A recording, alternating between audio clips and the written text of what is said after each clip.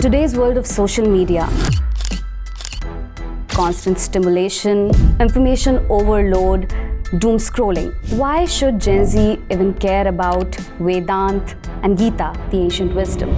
I would like to talk about Gen Z. We talk about them in so many different ways. How do you see Gen Z? We stereotype Gen Zs a lot. That they live in a distracted world. Their minds are maybe more restless as compared to the previous generations. We are restless by design and birth. The mass that emerges from the womb is restless since its first moment, its first cry. We are restless. I'm not all right with myself. What's wrong with me? When it comes to Gen Z, what I have observed, they are more expressive. They challenge the authority. They are not really rebellious. They too are following the norms of their times and their community. The real rebellion is not possible without self-knowledge. Mind you, they appear rebellious, they are not rebellious. It's cool to be rebellious.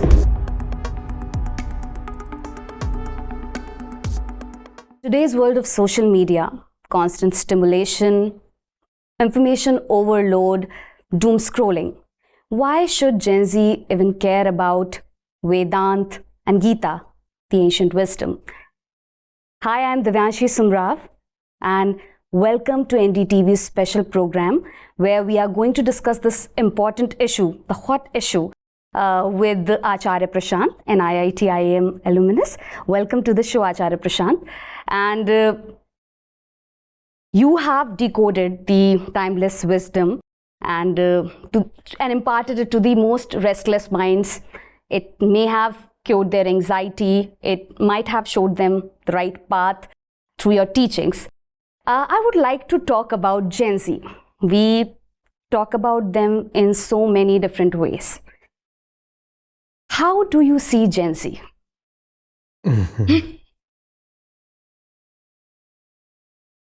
You see, you used two words in the way you introduced. You said ancient wisdom and you said timeless.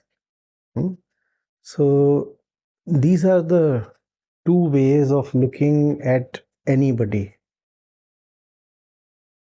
There is something about us which is dependent on time. That you can call as ancient or modern. So in that sense, Gen Z belongs to today. It's very modern. It belongs to the present. It is the most present of all generations. And then there is something timeless about the human being that doesn't change with time. And that remains the same.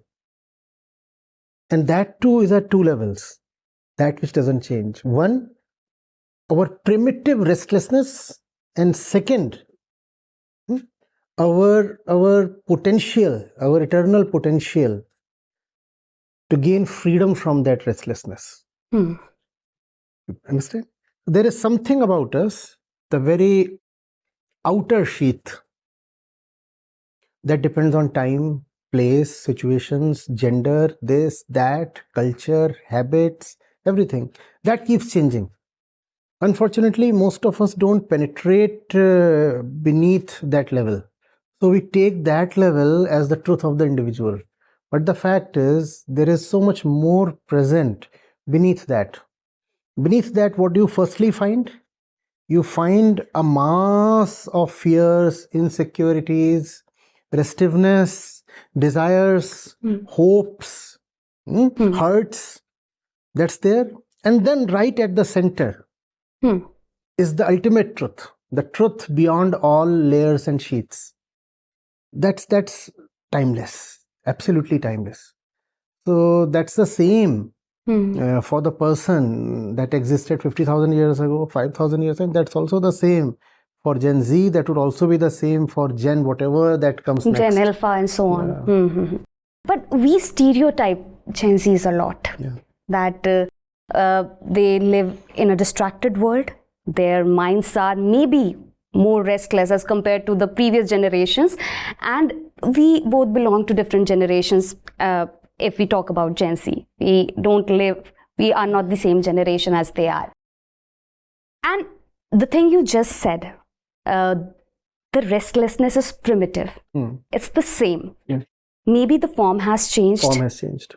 Maybe the environment has And changed. the degree of expression has changed. Yeah. Maybe Gen Z, then yours that came before it, and then mine that came before the. Maybe we had an equal measure of restlessness, but we were culturally trained to not to be expressive about it, Yeah. to deal with it in a different way, to suppress it, very simply. Yeah. Maybe that was the case. Because that restlessness is nothing new. That's not something of the 21st century. That exists in the species itself.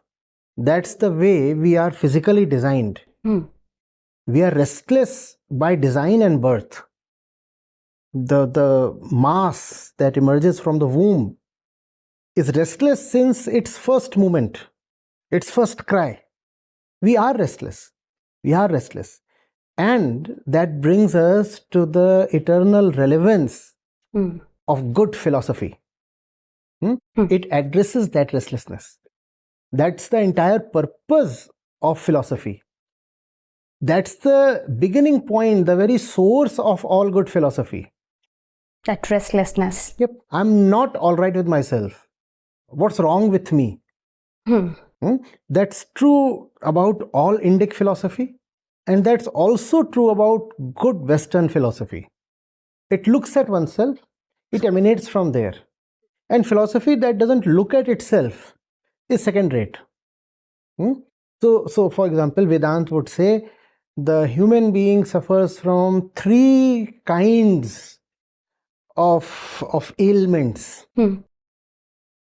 Inner stirrings, restlessness, disquiet, and they are named. They say Adhidaivik, Adhibhautik, Adhyatmik. There are three kinds of inner turbulences.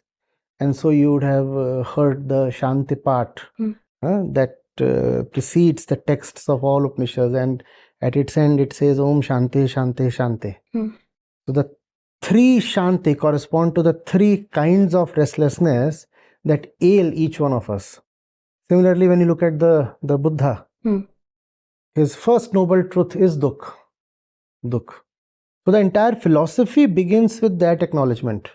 It is because we human beings are in a state of misery and suffering that I, Gautam Buddha, would now proceed to say something. Otherwise, one is not obsessed with speaking or writing or lecturing or gaining a crowd or followership. No one wants that. That's the thing about having the philosopher as the sage or the saint. He explores the truth with the objective of ridding humankind from suffering. That's it. Now, that suffering is primitive. It keeps taking just different contemporary forms, right?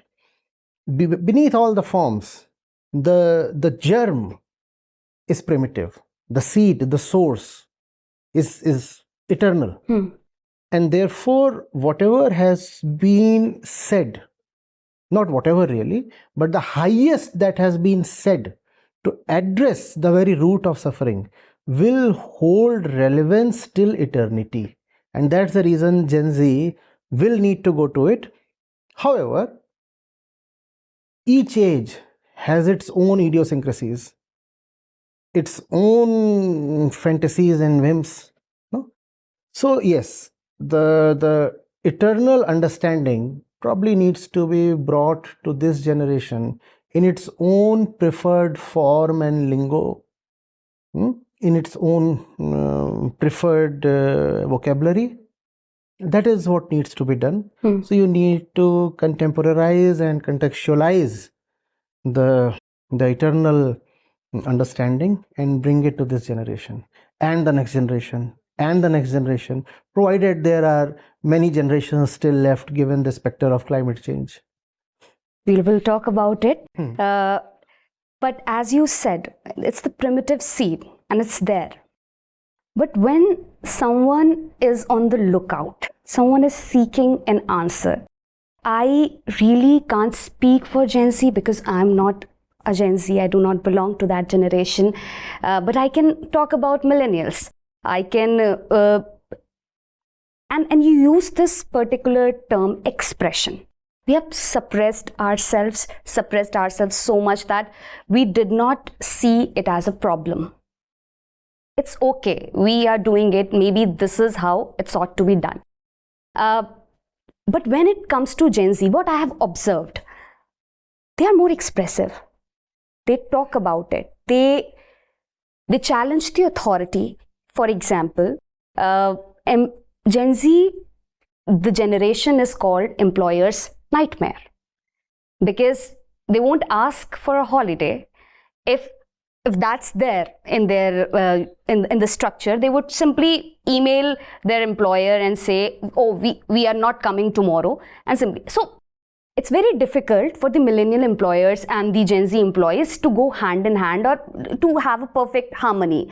But that's not the case with our generation, what I have observed. This is my opinion. That's why when they pose a challenge, maybe a threat, become a rebel, it starts birthing different problems which might not be, good for the culture we have been living in. So what do you have to say about it? They are not really rebellious. They too are following the norms of their times and their community. It is the norm in their community to act as if you do not accept authority. You see, real rebellion is not possible without self-knowledge. You cannot be a real challenger if you are not wise. We were conditioned to treat authority in one particular way, and we did that. Maybe that appeared like submission. And this generation is conditioned to respond to authority in another way, and it does that. And that is not freedom. Because if we were being submissive because of conditioning, these people appear rebellious. Mind you, they appear rebellious. They are not rebellious. They appear rebellious because of their particular conditioning. And rebellion, that is a result of conditioning, is not freedom at all, or is it? It is not. So they are following the code of their community. They are following the norm of their times. It's not that they are particularly rebellious, and I can say that because millennials, Z, Alpha, newborns, I deal with everybody. They all are present, and I look at them. You see, we all are born in a condition of inner slavery, right? Unless that is challenged with realization and wisdom, the maximum that you can get is a decorated kind of slavery. The maximum that you can get is an expressive kind of slavery. A golden cage. A golden cage, or a particular fence within which you are free to do your own thing. Do your own thing, but these are the limits. Or say that you are free, even as you are a blind servant to your bodily impulses. Proclaim that you are free and you love freedom, even as you do not even know that you are just succumbing to peer pressure and following the prevalent trends, and that is not freedom at all. So there is no fundamental difference between the conditions of the different generations. The commonality is all are internally unfree. Externally, there are different, various expressions of the lack of freedom. Some expressions of lack of freedom appear like freedom. But just because lack of freedom can deceptively take the form of freedom, that doesn't make it free. I hope I'm not No, it's twisting it so much that one gets lost in words. You see, it's cool to be rebellious. Not that I know what I must rebel against. but previous generations must have also done this. It was not cool to be rebellious then, no? You would not get social sanction if you defy authority. In your generation or the generations preceding yours, you would not get social sanction. You would not be rewarded if you defy authority. Today, if you defy authority, then you can proclaim that, then you can wear that as the bumper sticker. You can put that on your cap or on your t-shirt. I'm a big rebel. These are not the things that were hip and sexy and fashionable and acceptable 20 or 40 years back. So it was not happening. But if you look at other places, exactly when you say we had submissive generations, you had the hippies at some other place. The 60s and the 70s were the periods of the most outrageous kind of rebelliousness in the world. Gen Z is not a patch on them. What the hippies were doing 60, 70 years back, Gen Z cannot even think of matching that when it comes to being rebellious. Huh? So, but then were the hippies really rebellious? No. All that just tapered down. I would really like to know your opinion on that. Why did you just say that? You see, there was the hippie trail. There was the blatant materialism of the post-World War years. There was a sudden rush of prosperity. There were technological innovations. The world was doing great when it came to technology and economy. But and all that made it even more obvious that there was something missing in life. So there were these youngsters who said, no, we don't want to live the life that our parents have been living, and we have enough money because the generations are getting richer. So we'll go to Asia, we'll go to some parts of even Africa, we'll smoke, we'll live in defiance of cultural, social, religious norms, and all that became a fashion, and all that died down within 2 decades. Does that remain anymore?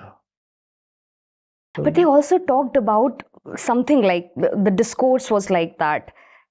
Through whatever means they were moving toward that rebellious realm.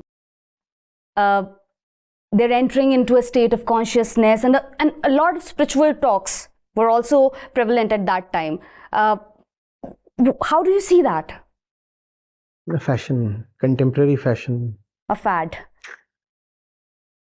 Like fashion emanates from Paris. Spiritual fashion was emanating from some points in India. Not much more than that. A lot of came to India as well. Yes. A lot of places.